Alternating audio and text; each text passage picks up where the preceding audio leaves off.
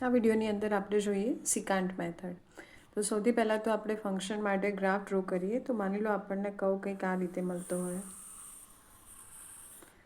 Function F માટે, બરાબર।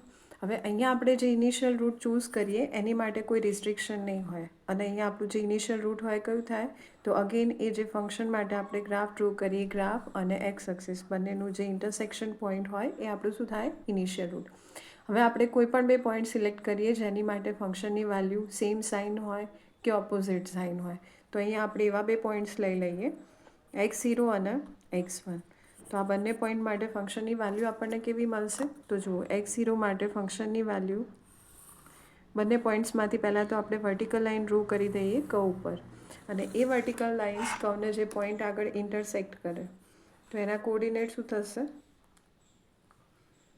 તો આ થાય x0 fx0, જ્યાં ફંક્શનની વેલ્યુ કેવી થશે, પોઝિટિવ, અને આ પોઈન્ટના કોઓર્ડિનેટ શું થાય, x1, અને એની માટે ફંક્શનની વેલ્યુ f ઓફ x1। અહીંયા બી ફંક્શનની વેલ્યુ કેવી થાય, પોઝિટિવ।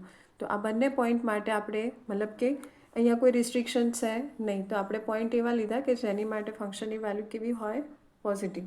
હવે નેક્સ્ટ અપ્રોક્સિમેટ રૂટ ફાઇન્ડ કરવા માટે આપણે આ બંને પોઈન્ટને શું કરીએ, કનેક્ટ કરીએ, અને એ બંને પોઈન્ટ તો શું અહીંથી પોઈન્ટ થોડું આપણું ગ્રાફની બહાર જતું રહેશે, તો આપણે કર્વ થોડો ચેન્જ કરીએ,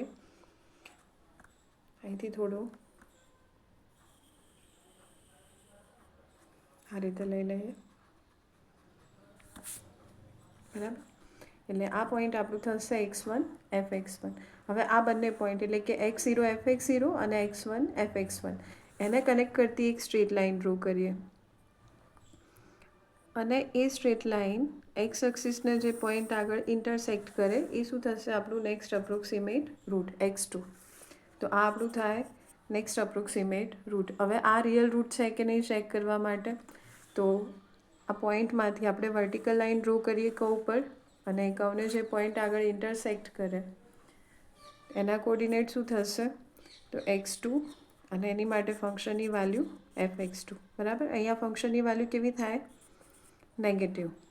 તો હવે આપણું જે રિયલ રૂટ હોય એ કયા બે પોઈન્ટની વચ્ચે હોય, તો એ x2 અને x1ની વચ્ચે પણ હશે, અને x2 અને x0ની વચ્ચે પણ હશે। તમે કોઈ પણ બે પોઈન્ટ લેશો ઇન્ટરવલ તરીકે તો બંનેની વચ્ચે તમને સોલ્યુશન એટલે કે આપણું જે રિયલ રૂટ હોય એ મળી જશે। પણ બને ત્યાં સુધી જો આપણે નજીકના પોઈન્ટ સિલેક્ટ કરીશું તો આન્સર આપણો ઝડપથી આવશે। તો હવે આપણે પોઈન્ટ તરીકે શું લઈ લઈએ, તો આને આપણે રિપ્લેસ તો નહીં કરીએ કારણ કે x2 આપણને અહીંયા મળ્યું, તો આપણે લેફ્ટ સાઈડનું જે પોઈન્ટ હોય એને નામ આપી દઈએ x0, આને આપણે x1 એઝ ઇટ ઇઝ રાખીએ, બરાબર।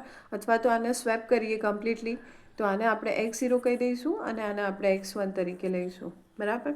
તો હવે આપણું રિયલ રૂટ આ બંને પોઈન્ટની વચ્ચે હોય એટલે કે આના કોઓર્ડિનેટ્સ થાય x0 fx0, અહીંયા આપણે ટેમ્પરરી લખી દઈએ x0 fx0, અને આને શું કહીશું આપણે x1 fx1, બરાબર।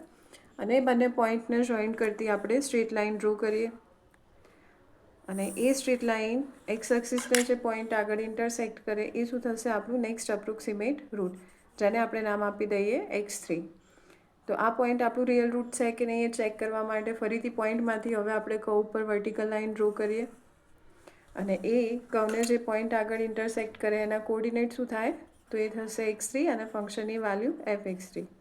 અહીંયા ફંક્શનની વેલ્યુ કેવી થશે, પોઝિટિવ।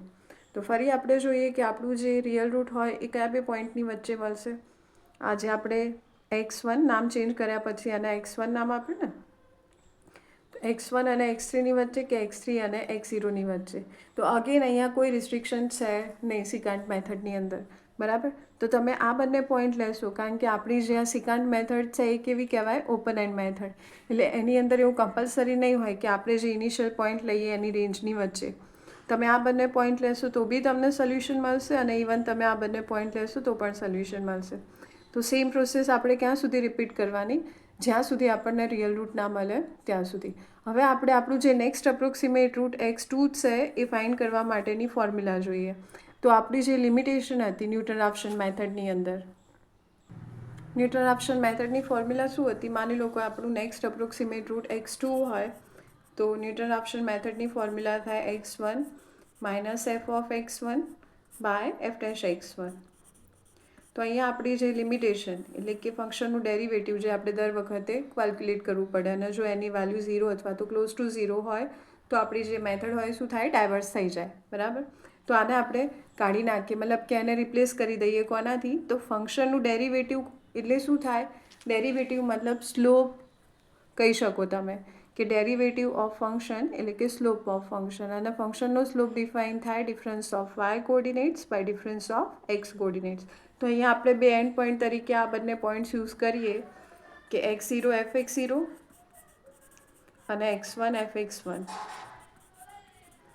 તો હવે આપણું જે f ડેશ x1 હોય એ કઈ રીતે ડિફાઇન થશે, તો એ થાય ડિફરન્સ ઓફ વાય કોઓર્ડિનેટ્સ એટલે કે fx1 minus fx0 by x1 minus x0.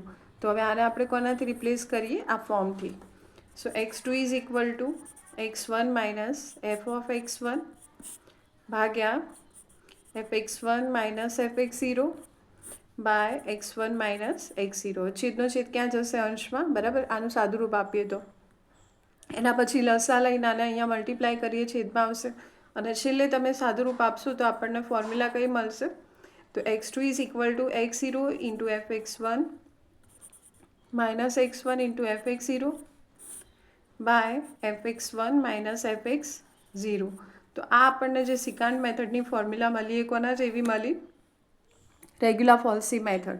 તો જો બંને મેથડની અંદર ફોર્મ્યુલા સેમ મળતી હોય તો ડિફરન્સ શું થાય, તો રેગ્યુલર ફોલ્સી મેથડની અંદર આપણે જે ઇનિશિયલ પોઈન્ટ સિલેક્ટ કરીએ એમાં કમ્પલસરી કન્ડિશન શું હતી, કે એવા બે પોઈન્ટ લેવા પડે જેની માટે ફંક્શનની વેલ્યુ ઓપોઝિટ સાઇન થતી હોય. બરાબર. જ્યારે આ મેથડની અંદર એવું કોઈ રિસ્ટ્રિક્શન છે નહીં. તમે ઇનિશિયલ પોઈન્ટ તરીકે કોઈ બી બે પોઈન્ટ સિલેક્ટ કરો જેની માટે ફંક્શનની વેલ્યુ સેમ સાઇન હોય, એટલે કે પોઝિટિવ પોઝિટિવ હોય કે નેગેટિવ નેગેટિવ હોય અથવા તો ઓપોઝિટ સાઇન હોય. અને સેમ કન્ડિશન દરેક ઇટરેશન માટે, કે જ્યારે તમે એનો એક્ઝામ્પલ બી કેલ્ક્યુલેટ કરતા હો તો એ વખતે તમે કોઈ પણ બે પોઈન્ટ સિલેક્ટ કરો તો બી તમને રૂટ સેમ જ મળશે.